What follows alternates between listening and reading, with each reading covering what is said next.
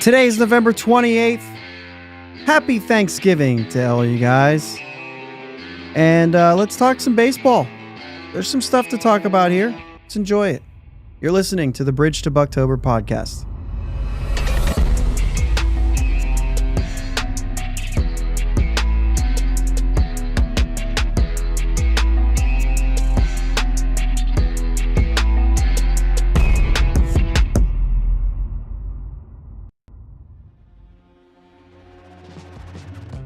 Yins guys, thank you for listening to the Bridge to Buctober podcast, where we talk all about them Pittsburgh Pirates and that. My name is Josh. That guy's name is Jake, and it's Thanksgiving. What's up, Jake? It is Thanksgiving, and the talking Pirates, right? So Danny Moscos intended to be hired as the pitching coach for the Marlins. Ooh. Oh, bucko draft pick there. Yeah. Former Bucko take there. Happy Thanksgiving to you, Jake. Thank you, sir. We did not spend Thanksgiving together today. We did not. Nope. Because you're a bum. No, that's not Pretty really much. why. No, yeah. Go ahead. We were going to try to come up this year, and then found out I had to work Black Friday. So yeah, well, you got to pick your travels too. You know what I'm saying? Mm-hmm. You got to balance that out a little bit there. So Yeah. we were fortunate enough. So Sunday night, if you listened to the episode earlier this week, I was starting to get a little bit sick. Probably sounded pretty similar to how I sound right now. I'm actually on the other side of it. I did get full on sick. Was able to work through it because I don't go in and talk to other people. I just sit here at home. right. I was able to work through it, but good little timing there. We were able to go back in and feeling pretty good. Breathing clear, free and clear, free from anger and hostility and sickness. You know what I mean? Yeah. Did he say, wait? So anyway, Thanksgiving, there's a lot of things we could talk about on Thanksgiving that are Thanksgiving special. I will say this though, right out of the gate. Just to say it, I'm thankful for all the listeners that listen to us week in and week out, listen to our show, the folks who come on live and put stuff in the chat. There's a few in there right now. Happy Thanksgiving to you guys. Appreciate that. Yeah. So I'm thankful for that. I'm thankful that we still get to watch baseball in Pittsburgh, no matter what brand of baseball that is, no matter what kind of things we got to deal with at the same time, right? Yeah. At least, when you look across the country and you see a team that was just stripped from their fan base, you know what I'm saying? Like, Yeah. we're still here. That's a good thing. Yeah. And you kind of got it twice because of the Rays situation. Right. You know what I mean? You obviously got Oakland, then you got Tampa Bay that went through what they're going through, and that's really tough for them and their fan base as well. Yeah, for sure. Yeah, That's a mess. And outside of baseball, I guess, you know what I mean? All the hurricanes and everything. And I mean, there's things all over. We can sit here and reflect on a bunch of things. We like to keep it pretty baseball here. So, Yeah. that's just our thing here. We can talk about other things other times, but it's pretty baseball here. But still, yeah, that's a good point. And there's going to be a lot of craziness. I don't know if you've seen the stuff with their scheduling and all the things. They're changing a lot of things. 19 of their first 22 games are going to be at home. And then like 69 of their last 100 are going to be on the road because of the rainfall that comes in Florida at that time of the year. They're just saying, we can't do this. Yeah. It's crazy. Like 57 of their first 60 some games are going to be home games. So when the Rays start off hot, guys, let's not get too excited because they're going to have some kind of craziness going on in the back half of that year. They're going to drop big time. Dave White says the Rays are going to have to cut payroll. Yikes. Imagine. But they will. And you know what? Even if they don't have to, they will. And they'll say they have to. Right. Oh, a little preview maybe of some things tonight that we're going to get into. John Baker changed jobs. That's about all we got on that. Pirates haven't done much. They haven't been in the news much. They haven't done much. Let's talk about a few things, Jake, that we see coming. Winter meetings are coming on December 8th. We're getting close. We've got 1 week, essentially. 1 week from Sunday. The winter meetings are going to kick off. Right? So when we go live on next Sunday, we'll know if Dave Parker's a Hall of Famer or not. Yeah. Officially. But also all the other things. So with winter meetings coming up, that's usually when things ramp up. So let's talk about a couple things. You've already called that Juan Soto will sign before or at winter meetings. Yeah. Let's talk more Pirates specific things. Let me ask you first, Andrew McCutchen, is he done before or at winter meetings, or does this go a little bit longer? I think it goes a little bit longer. I think it's just another one of those handshake deals. I think they've already got a deal in place and they're just waiting for timing, just in case they need any type of room. I know there's the 40 man's not full right now, right? And there's plenty of room that. On it, especially with some of the guys that are on it right now that are, let's be nice, but expendable. Yeah, and. That being said, it wouldn't surprise me if a deal gets done sooner rather than later. But at the same time, I don't know that they're in a hurry to put pen to paper. I think they kind of already know. They kind of already have an idea, and they're probably just kind of waiting it out. Yeah. Obviously, with winter meetings, you don't want another team kind of like sweetening the deal. I know he wants to be there, and so I think it's a pretty easy deal. I don't know. I kind of think that I got this feeling that, and maybe this is the positive, right? Part of my bones where I have to try to find the silver lining in so many things and give benefit of the doubt. But I think it gets done. And I think that the winter meetings might be a little more exciting than they have been for Pirates fans. I mean, you and I have talked about it for a long time. We believe, or at least we're holding them accountable, saying that 2025 is what this entire rebuild was aiming towards. So 2025 is a big year for the Pirates and for what I believe there's guys out there that thought last year was going to be the day or the year or the year before that. And so they're handling that the way that they will. We've been talking about 25 as the target for a very long time. I believe that's the only reason that Ben Cherington and Derek Shelton and company was given 2025 was because this was kind of the target year. As bad as I think last year was. And we've also said maybe 23 was maybe a little better than what it should have been. And had 23 been about 5 wins less or 6 wins less, would we have been this upset about 24? That's actually a question that I've asked myself a few times, is saying, if they didn't go 20-8 in April of 23, 20-6, whatever that record was, and they didn't finish with 76 wins, they finished with, let's say, 73. Then when they hit 76 and 24, would I have been like, okay, they got a little bit better, but not good enough? Because I still thought they should have been closer to 524. As far as like, if you would have asked me in 2021, I would have said in 2024, they'll be close to 500. Couple under, couple over, flirting with a playoff, maybe buying at the deadline, but ultimately not making it, unless I didn't foresee that you could make it in with 84 wins back then either. So, which you couldn't have in 24, right? It took 89 and there was a team with 89 who didn't even make it. But the point is that that's what I would have expected. So they were a little under what I would have expected. They did not perform well.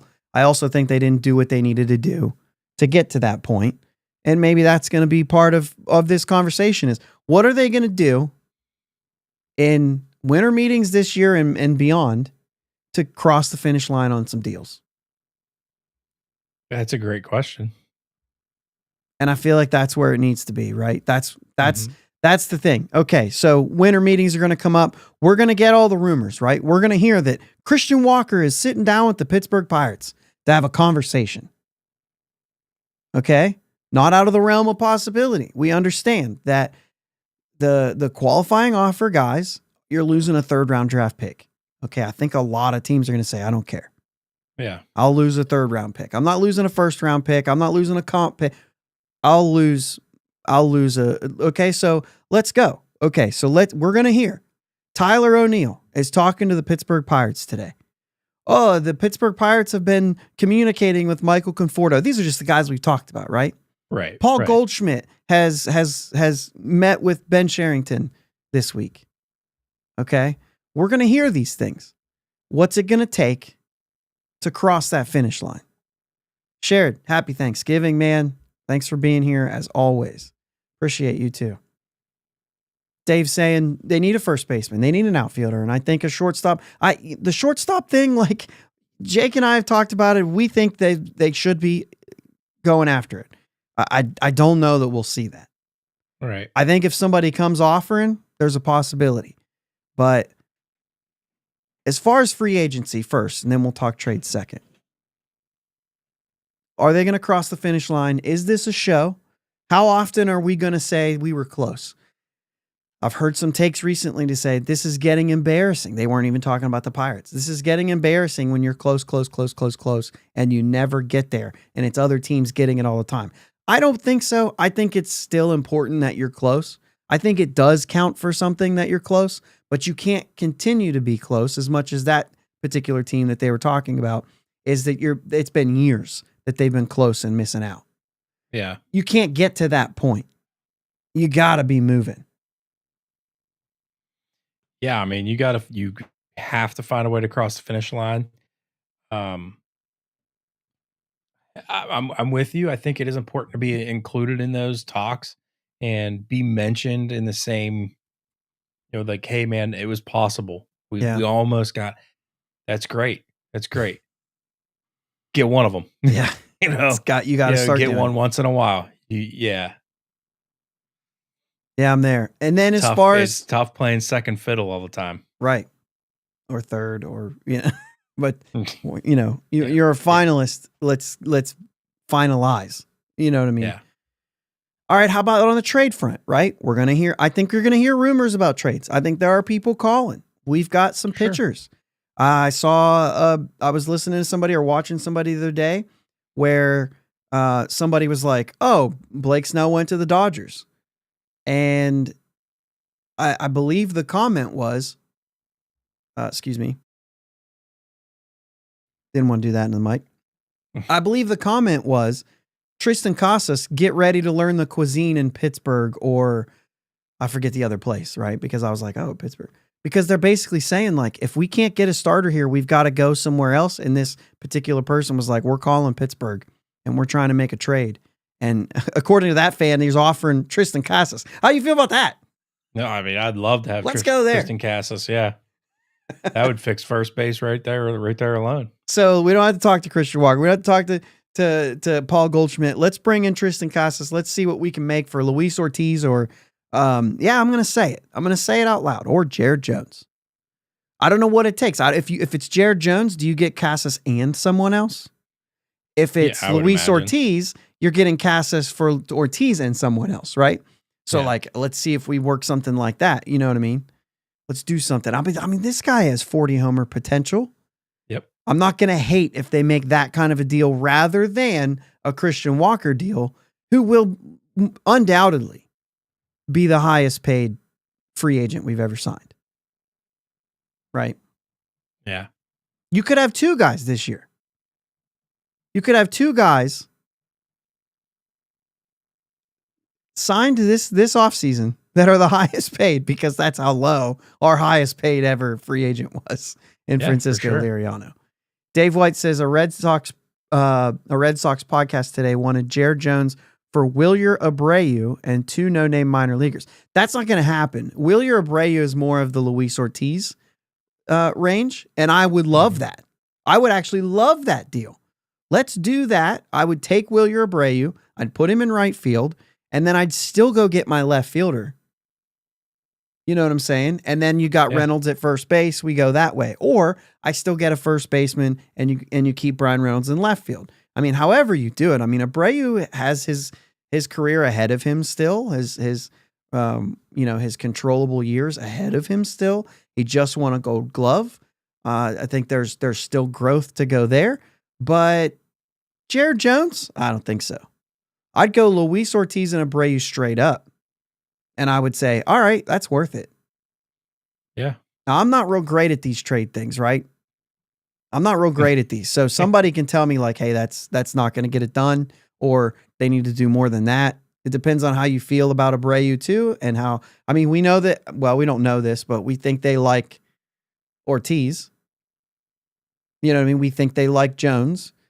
You know, we've heard talks in the past that maybe when the Priester trade happened, they were calling for Ortiz. Right?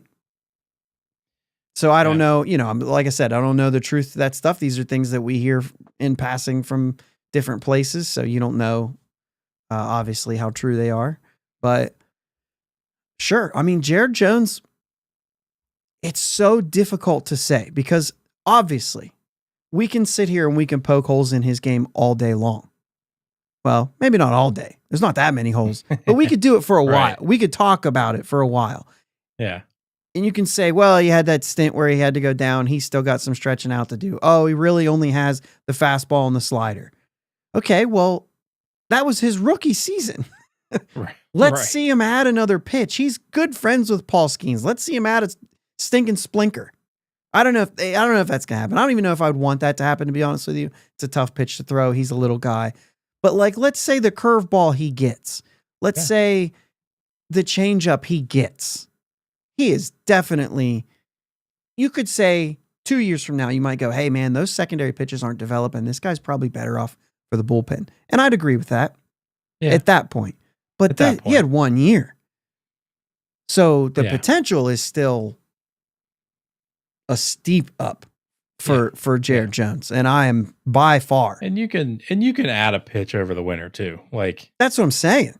These guys they can do it. It happens literally every offseason. There's dozens of pitchers who drop a pitch and add a new one, or just Luis Ortiz, Mitch Keller. Like those are the ones that have been successful with it. And then Mitch Keller added a pitch and then dropped the pitch and then added a pitch all in the middle of the season. Yeah. So it's we know it's doable. Yeah, for sure. The Wilyer Abreu stuff, it's just on my end. I just don't know if the pop is there for him to fix what we need. Like, we need pop. We need power. I just don't know if he has enough of it to really fix that. He hit like 13 or 15 home runs. Right. As like a 23-year-old. And so does it help? Does it help that he hits from the left side at all? You know what I'm saying? He's 25, not 23. He's 25.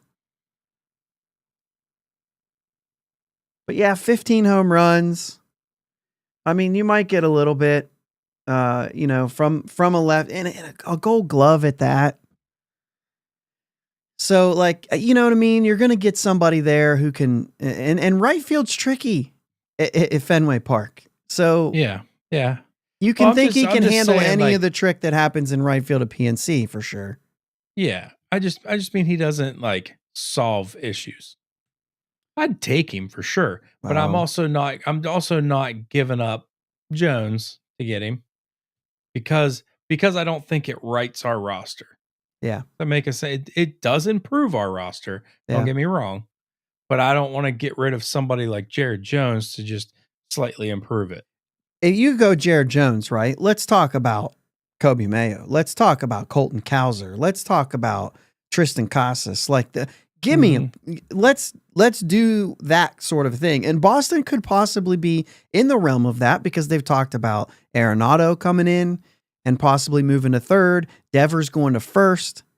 Mm-hmm. If I was them, I would just put Devers at DH and keep Casas at first. And I would just mash. I don't know why you're doing all that. But if that's what they want, and if it's their way to get a pitcher, I understand it, right? Yeah. put Devers at first. Now you can go get a Jared Jones by giving up a Tristan Casas or whatever. And I would understand that from their point of view. I think that might be good enough for a 1-to-1. I don't know though. The potential's there. Yeah, the potential's there, but like pitchers are also pitchers. I don't know. That would be a tough one for me. I'd have to hear your guys' thoughts on that. Leave a comment below, either on YouTube or Spotify or wherever you can do that sort of thing. And let me know if you would make some kind of deal like that. We're going to hear other ones too, Jake. If we want to keep moving along here, you're going to hear about whether or not, Bubba Chandler's tradable. He's not, by the way. He's not. They're going to give him a shot to make the roster. This guy's a potential rookie of the year next year. Yeah. Right? I mean, when we do our hot take episode, it's on my hot takes. I already know that. He wins rookie of the year. That's my hot take. He's going to do it. Pirates win back-to-back rookie of the years. Tell me about it. We've got 2 ever. And he's going to do it. So is that right? I think Bay was our only ever rookie of the year until a couple of weeks ago. I'm bad with that. I think you're right, but I'm not sure. Yeah. So I don't know. I mean, you're going to hear a bunch of stuff, and I think that's probably a good thing. We haven't heard anything. So I hope that we start hearing stuff. Yeah. If not, then let's say, if not, then Pittsburgh is still doing their job, and the agents aren't. All the leaks are coming from the agents. Yeah. Yeah. This is a podcast. This is a podcast. You've stumbled across a Pittsburgh Pirates podcast on Thanksgiving Day. Bucko Mike said, "What is this?" That's what it is. That's what it is. Listen, yeah, I like I said, there's a lot of expectations here. There's a lot of anticipation, and there's going to be a lot of accountability from this fan base who's already at ends. Much of the, or some of the, or much of the, or half of the fan base, or whatever that is, right? Who's already saying, we got to get this guy out, or I'm not watching anymore, or I'll never believe they're good until they're good. Right. And so those of us who just either love baseball or believe in what's going on, or love the Pirates because that's our team, whatever the reason you're listening to this podcast today or this weekend or whatever the reason is that you're listening, we're here, and there's a lot of the fan base that's not, and they're waiting until this team does well. I think people will still show up to see Paul Skeens pitch. I think if you're completely cutting off the Pirates in a sense where you're not even paying attention to a guy that's here and to enjoy him while he's here, I think you're missing out, right? Yeah. That's what I think. I think you're actually missing out. But let's see how that goes. And we'll see if this team does well. Some of that fan base is going to come back. And, that's what we need to happen. But that's also why we're going to be more critical right now, right? And, we're always going to look for positive things because we're positive guys. And so we're going to constantly try to pick out the positive stuff. But we're also fair enough to say, all right, now's the time. Something that we haven't really had much of an opportunity, or maybe say like we haven't been motivated to do on this show, because we've seen, 25 is the time. It's time to go. Bucko Mike says he's hearing too that winter meetings Pirates will pick up activity. So there you go. Pirates are going to pick up activity, according to Bucko Mike. You heard it here. I also heard that Bucko Mike's going to have a pizza shipped to his house, which is amazing. What? He said he's going to have a pizza shipped to his house. You can do that now. That's incredible. From where? You can put it in the notes, or I'll talk to you later. But that sounds awesome. Yeah. So Dave says, I look for the Pirates to be more active in trades rather than free agent signings. I think a lot of that, Dave, might be because you heard about Blake Snell and the Los Angeles Dodgers this week. And a lot of people are mad about it. Right? Yeah. And we don't have to touch on this much, Jake, but I think there's some things that are important to say at this time and maybe react to, because we haven't really talked about this much. And there you go. IMOs or MOs in St. Louis, you can actually get a pizza shipped to your house. You get it out of the mailbox, probably not mailbox, but on your doorstep, and you throw it in the oven. And I said, you have to do this just because you can say you had a pizza shipped to your house, not delivered. That's amazing. Yeah. You got to do it at least once. You can also have root beer shipped to your house. So, do that too. All right. So anyway, this Dodgers Blake Snell stuff, I know that, there's been a lot of talk. There's been a lot of things said. There's been a lot of, change has to happen. We need a salary cap immediately. There's also been a lot of fans saying, quit your crying. Every team in baseball can do this. And Jake, I think the truth is somewhere in there. Mm-hmm. And I don't know how you feel about this other than, we haven't said very much together. It's been a busy week. I was sick for a lot of it, and you've been running a lot. But it's weird that it's a contract like this. Do you think the Dodgers are still in on Soto? It's hard to tell. If anybody can do it. Hard to tell. Yeah, it'd be them or the Mets. But I think he's going to end up in New York. One of those two teams. I'd love it if he ended up in Boston. I don't know why. I just think him in Boston would be awesome. I think it would fit well. I did see a projected lineup if he joined the Mets. They had Marte as the DH and him in right field. I'm like, I don't think I'd do that. I think I'd if switch you those could around. Poke a hole in that guy's game, it's defense. Yeah, absolutely. That guy needs to be a DH. Yeah. I don't know. Anyway, Blake Snell signs with the Dodgers. The Dodgers are spending a bunch of money. They gave him a huge signing bonus early. Not a lot of teams could have done that. You could say that the World Series paid for a lot of that bonus. They also just have the money to do it. But either way, not a lot of teams can do $52 million signing bonus. But they do that so that he gets to pay less money in taxes in California because he lives in Washington where they don't do a state income tax. So he gets a little bit of a tax break by lumping a bunch of it early. Then they're going to defer some money so that he basically only makes $13 million a year, but he's loaded. It doesn't matter, right? Yeah. So no, it's not true that any team can do what they're doing. The money that they have to pay out to these guys that they're pushing later on has to be in an account. And while you could say that there's a lot of teams that could have afforded his contract, you're 100% true.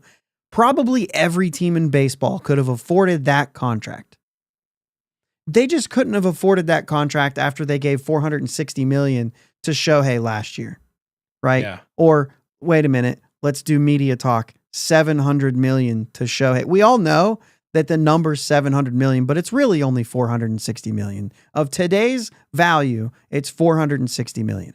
That's why every year they pay him $2 million and they put $44 million in an escrow account that has to stay there, right? So not every team can do that. By the end of that contract, there's going to be 600 and something million sitting in an escrow account. And then by the time he gets it out, it'll be that 44 million will be worth 68 million. That's how escrow works. That's how today's value versus whenever that year is value. The dollar changes value. That's how they're doing it. It's all that crap. But basically, no, there's not a lot of teams. And I think that there's teams like the Yankees who are saying, you know what, I can't even be the guy anymore. Because you have one team in baseball in the New York Mets who have an owner that will actually spend his own money. That's one team in baseball. That's probably one team in professional sports where the owner spends money that isn't from the team, right? Every other owner in every other sport and every other game and every other team for baseball, they look at the revenue that their team is making and they put that money into a business, it's a business, right? You don't just go grab, oh, you know what? I'm making money from over here. I'm going to bring all that money and put it into the team. Like, nobody does that. That's how you go bankrupt. That's how you do stupid things. And people aren't doing that. And if they are, you got me. And I'll probably say that was kind of dumb, especially when Cohen did it for 2 years and lost. Yeah. And the only other one I can think of that might have done it is Cuban. But he didn't. He's actually said he doesn't do that. He said he wouldn't touch the Pirates either. So when we all say Cuban will buy the Pirates, no, he's getting rid of the team. He got rid of the team he did own because he doesn't want anything to do with it. He's been a part of a couple of them. So anyway, I'm not going to go down that path. Listen, I think eventually the change, as far as all the way to a salary cap, eventually it's coming. It's in every other league. It's unavoidable. It is coming. Yeah. And the owners and the players alike will eventually come along to it because right now, the other leagues, their players get paid a bigger percentage of their revenue than they do in baseball. Individual players can make more in baseball, but when it comes down to saying, here's the revenue of the league, the players are making like, I don't know what the numbers are anymore, but they're somewhere around 47% of the revenue, right? But in the NFL, it's over 50, and it should be because they have a salary cap that share revenue, all the division. The thing is it's central revenue. And until baseball gets central revenue, they can't go there. So watch that happen. When you see central revenue happen, the salary cap is next. What can you do about this, though? There are some things you can do about this. You can change the rules around deferred money. Yeah. You can change some of the limitations to how much deferred money you can put out there. You can try to, because here's the thing, Jake, what the Dodgers are doing in comparison what the Pirates can do, this doesn't mean anything. I don't care. Right. Because if they didn't do that, the Yankees or the Mets or the Red Sox would have got that guy anyway. He would have never came this way. He would have never signed with the Pirates. We were already out of that game. What's happening right now is that there's division amongst the top where the Yankees can't compete right now in free agency. Right. And now it's like, whoa. So they can listen, they can deal with it. For us, it doesn't matter. We were out of it to begin with. Yeah.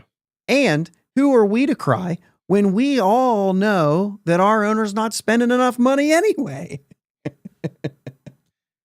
It's, to me, it comes out like the Bobby Bonilla signing, I think is legit. I think that's fine. I think something like that.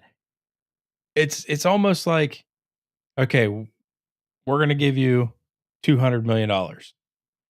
How do you want that dispersed? Like, I just won the lottery for $100 million. You want the lump sum or you want to spread it out over the next 40 years? That kind of deferment to me would be a little more okay than these big amounts of money that they're just saving, kind of, because right. I don't know, with this whole escrow account and all this stuff, like, well, that's how any of the deferments will work, right? That's how the deferments worked in Bobby Bonilla's contract and Ken Griffey Jr.'s contract. Like, that's how it would have worked anyway. The thing is what do you pay your luxury tax benefits on? Like, right? They're only marked down for $46 million for Shohei, right? So if you're going to sit out here and say $700 million, 68, all that stuff, you're paying on all that. Yeah. You know what I'm saying? Like, you owe on all that. And I think that's the thing, because ownerships now, they're going to push this money to a new owner, to a different owner. By the time that money starts getting paid out, they might be out of the game.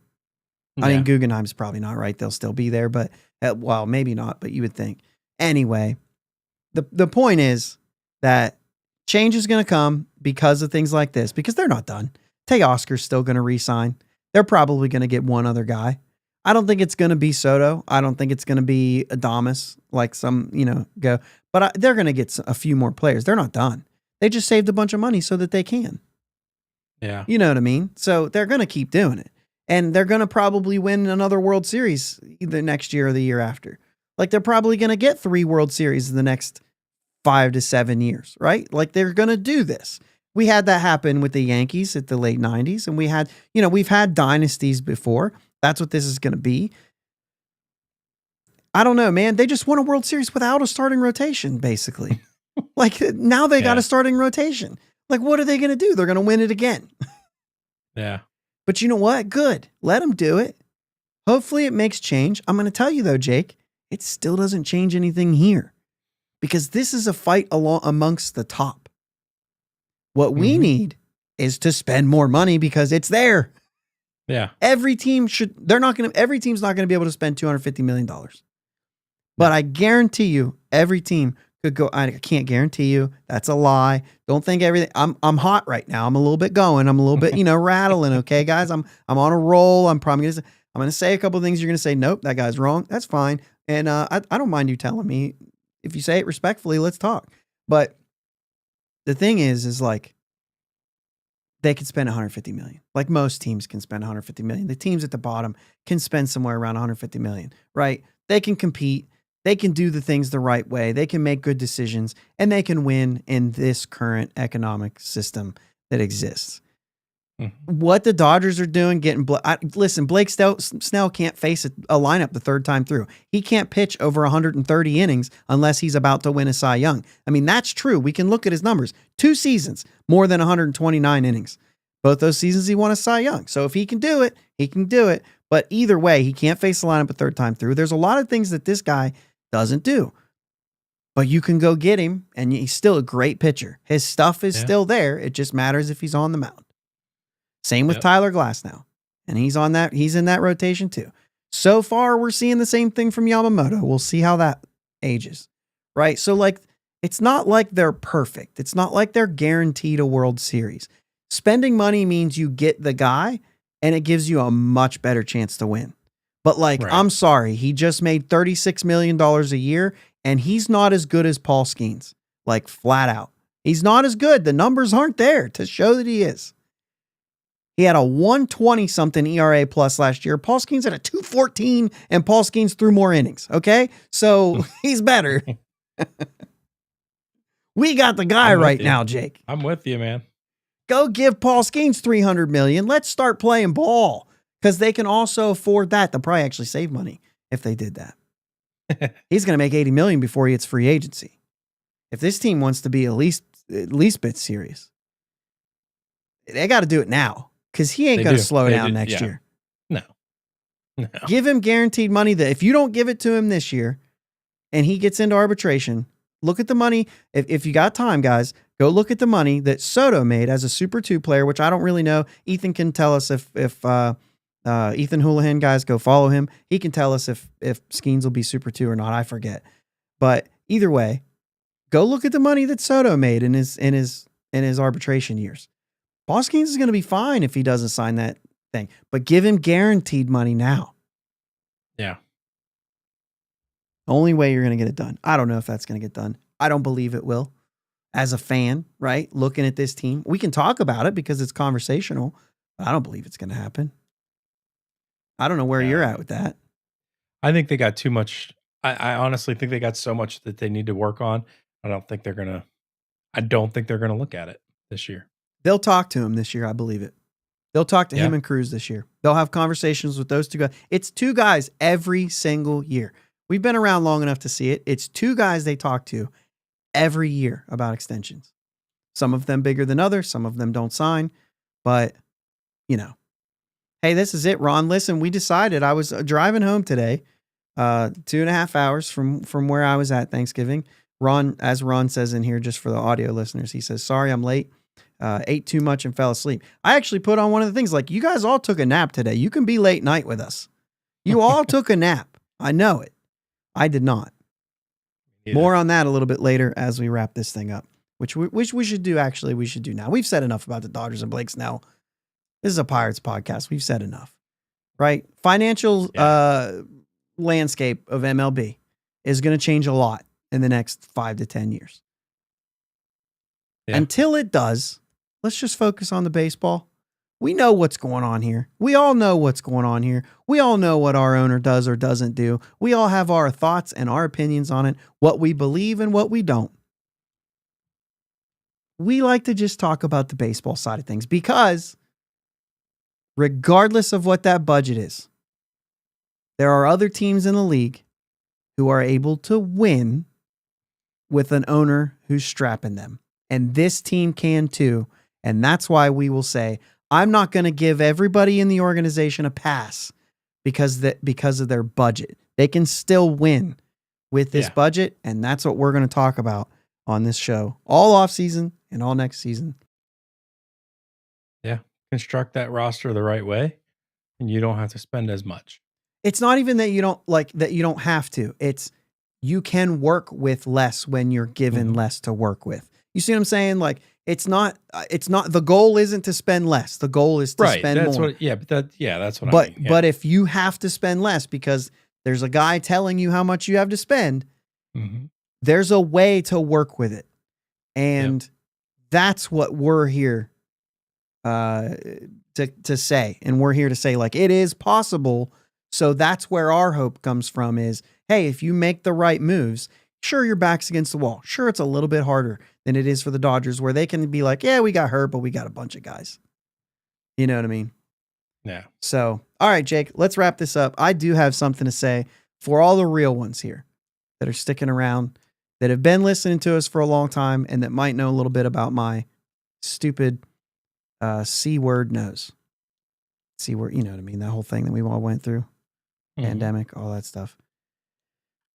I ate a piece of turkey today. Ate a piece. I could taste the turkey. Awesome. And that's unbelievable.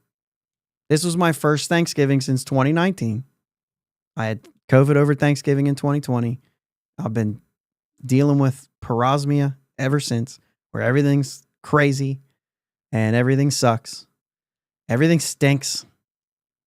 Everything smells. However you want to say it. And we went back this year. I was hopeful. I was nervous. For whatever reason, everybody's gas fumes were real bad on the drive home last night. And so like the whole way home, I'm just miserable because I can't smell gas. I smell gas. I smell sewage, right? Gas. Yeah. But it doesn't smell like gasoline, right? It's awful. Exhaust and all that stuff. It's terrible. Anyway, so I'm sitting here like I'm gonna be a mess tomorrow. Didn't bother me that much. We also made a roast. I was able to eat. I didn't eat turkey and the whole thing, right? But I did. Like I went up and I smelled some turkey early on. I was like, that's awful. I can't do that. And then they told me, well, that was the smoked turkey that has garlic butter on it. Well, garlic's number one enemy. Enemy number one, I guess how you say. Yeah. But anyway, I didn't know that. So a little bit later, I was like, well, give me a piece of the turkey then. I mean, I want to try it. I want to see. Because for some reason, I'm not sick right now. And I thought I was going to be. Yeah. And then so I ate that piece of turkey and I was like, I don't know. I think it's okay. And I sat there and I picked at it, right? And I ate it and I ate a whole piece of turkey. Of course, I was already full because I'd already eaten a plate of everything else that was made for me. So, but it's fine. It was like a normal Thanksgiving, kind of.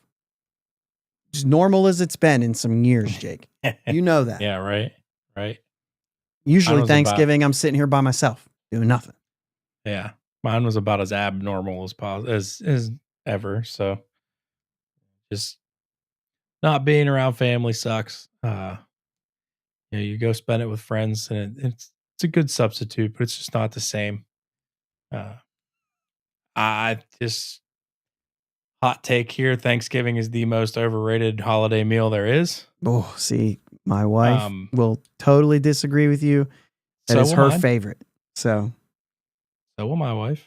But I had a little bit of turkey, I had a little bit of mashed potatoes, and that was my Thanksgiving meal. So you're not feeling like a lot of people are feeling right now. Not at all. I'm actually hungry. So that's fair. That's fair. Pit City What says, I don't think the Pirates can win anything with this payroll at all. I'm going to say this, and we've said it before, and I'll say it again. Like, first off, Cleveland does it. Tampa does it. Kansas City has done it. Who's the third that we always talk? Milwaukee. Milwaukee's doing it. Yeah. And when it gets good, it'll go a little bit up. It's not going to go astronomical. The Pirates will have a $100 million payroll this year. Almost a guarantee. They'll have a $100 million payroll this year.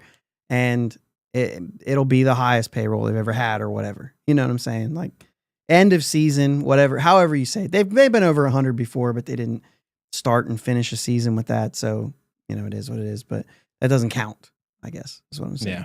But like they'll be there almost by default, just because everything costs more, right? So they're just gonna. It's not a magic button. It's however much money you spend is not a magic button. It's not going to change things immediately like that. The players are ultimately what wins and loses you games. And if they have the players that are all on rookie contracts, and so by default their payroll is less, what it takes money to continue to do that for a long time. But when you have the best pitcher in baseball, we'll just say that from now on this show. Why not? We can be biased a little bit, Jake. Yeah. When we have the best pitcher in baseball making $775,000, yeah, you can be a really good team. That's a $40 million player who's making less than $1 million. That's a huge swing. Just imagine that player is worth $40 million. You're already over $100 million. It's not payroll. It's not one and done payroll, right? Right. But they can't just rely on one guy. They can't just rely on having the value of $100 million. Like they've got to get a first baseman. They've got to get an outfielder or two outfielders. Right? They've got to make sure that they've got to get this bullpen in shape. And that costs money to do that. So if you literally mean the payroll that exists on the team right now, before McCutcheon signed, before whatever they do in those positions, then yeah, I agree that they would not win anything right now. With the team, the players that they have in place right now, they can't win.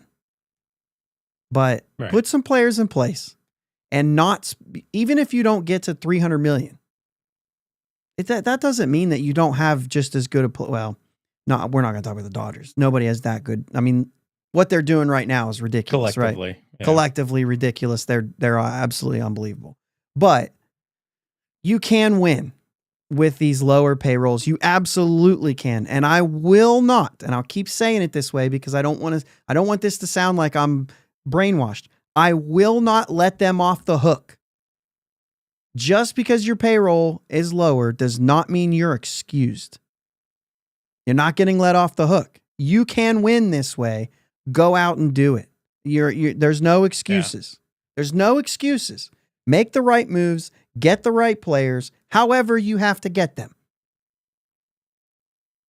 When dad says you only have $10, then you only have $10. Maximize that $10. It's doable. That's all I'm saying. Yeah. And I'm not, like I said, and I'm not telling any Pirates fan to do anything different than the way that they want to handle it, because that's what fandom is, right? So I don't want to convince you otherwise, but I'm allowed to also have my opinion, and I think it's awesome that, we can all have that. And you know what? If and when they win, we'll all be cheering beside each other because we still like the Pirates and we still like baseball. Right? So, I mean, that's where I'm at. You know what I'm saying? I'm also not going to be no gatekeeper saying like, oh, you didn't like the Pirates then, you can't come in here and like them now. Like, yes, you absolutely can. Come on. Yeah, this is come a on lot over. of fun. If they start winning, come on. If you're not a huge baseball fan, the way that me and Jake are, I understand if you want to tune it out when they're not doing good. Totally makes sense to me. When they start doing good, you're always welcome back. We can have a good time and like the Pirates together. And then when they start doing bad again, I'll see you until they're good again. It's fine. But I'm just saying that we've seen teams with lower payrolls win. And it's there. You can look it up. Right. It's there. Right? So, okay. And Pitt City What says a bottom half payroll in last World Series was like 25 years ago. Baseball is not football. There are 30 teams. If you win one World Series every 30 years, you're doing really well because there's 30 teams. If every team got a chance to win the World Series, I think there's other things about baseball. It's a whole summer. It's 162 games.